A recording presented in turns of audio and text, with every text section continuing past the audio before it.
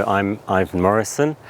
I'm an artist, sculptor, and my practice is mainly concerned with making larger scale public works, but there's a sculptural element, a physical sculptural element to that, and a social element, sort of social sculptural element as well.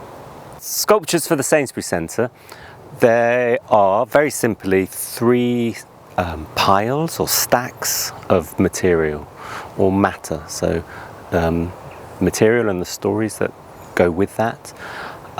They're stacked in a form that's often used in hayrick building. So the way you would stack hay in a field to keep it dry for the winter.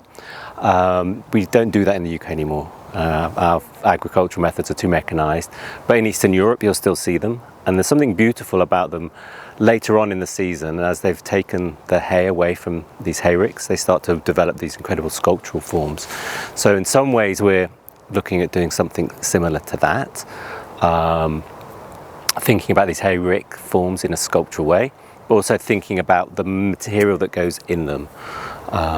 So I've been looking at, I'm interested in the connections between artists and farmers. There's this really weird overlap between the two professions.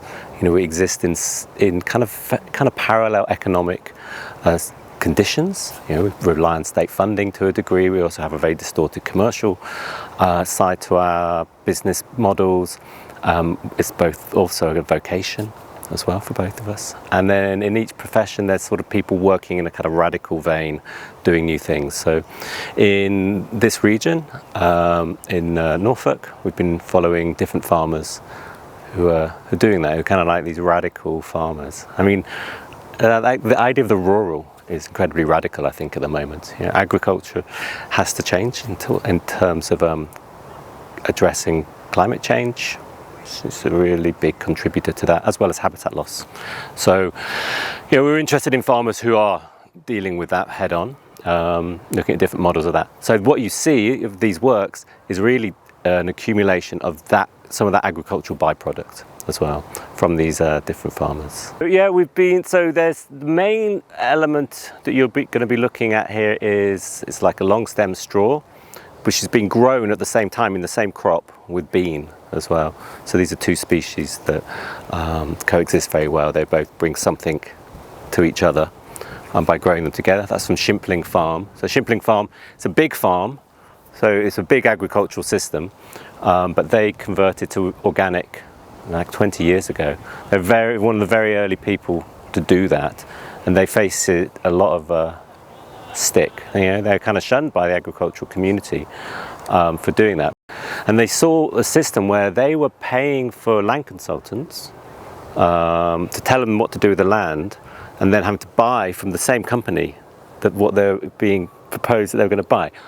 What we realised in this conversation is that, you know, those same companies are also often they're the same companies that sell pharmaceuticals as well to people. So that same sort of system, you know, you've seen that kind of movie Dope Sick, that same system really where, you know, drugs are being sold into doctors who are then prescribing them, you know, and so, you know, in Shimpling, like, they were like, can we break that cycle? And through the conversations with the farmers, came to this realization that modern agriculture, not all agriculture, but modern agriculture is addicted, I guess, or the land's addicted to sort of man-made inputs of fertilizers and pesticides, and I think it's been really important to work with people who are trying to challenge that and find new ways of working. You know, it's such an important area to work in, I think. We've got hemp from the hempery. We've got it in three different forms of hemp. We've got like a hemp root, a hemp shiv, which is like a ground hemp, and then we have the hemp fibres, which are then being made into almost, it's just like a wool, really. So it looks just like a wool. We did some life drawing with the farmers. So amazingly, farmers are quite keen to model naked. So we did a couple of sort of public life drawing sessions, and I've been doing life drawing this sort of format of life drawing sessions for the last couple of years really it's not about good life drawing. Like, I'm a terrible life drawer, but I draw with like a brush and ink, and we go really fast, so it's just lots of poses. So you'll come out with like 100 drawings, 200 drawings, and there's lots of loud music, and but there's also a lot of conversation. You know, like to have a conversation with the model as they're modeling and the people who are drawing. So that's what we're really doing, is generating some elements of kind of creative energy within a space. Like, it's a joyful experience. It's also kind of quite a sort of an opening. They're opening themselves up to us. I mean, it's an incredibly brave thing to do if you've not done it before. And a very generous sort of process. So it's sort of that spirit, you know, that we're looking for.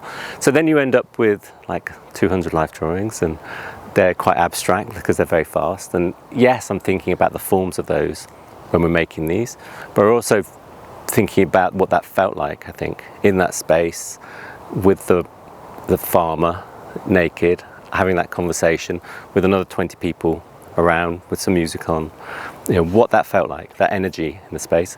And then as we make these works, it's also this sort of idea of like a joyful experience. You know, we don't really plan what they're going to look like, not necessarily, you know. It's just what happens in the moment. So really it's an expression of the feeling that we're having as we're building these as well. So I think it's really important to try and hold on to that joyful sense of sort of like childish creativity. And that's why I like to make like my work, like myself, but with people. You know, I think it's sharing that. It's so much fun. You know, that's the best bit of it. So why would you give that up?